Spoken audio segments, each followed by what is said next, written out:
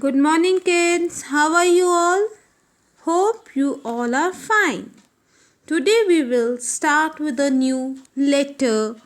That letter is letter C, sound K. Letter C, sound K.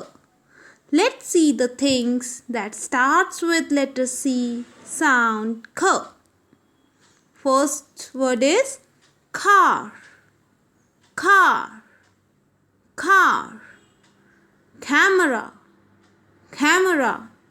Camera. Candy. Candy.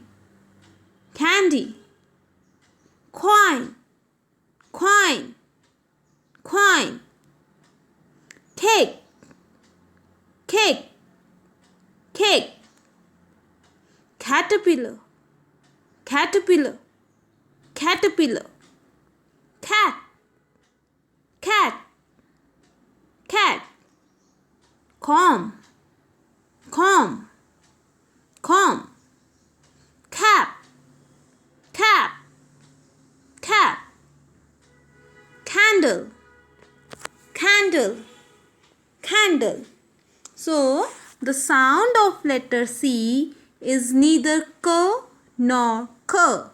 It is in between the K and K, that is K.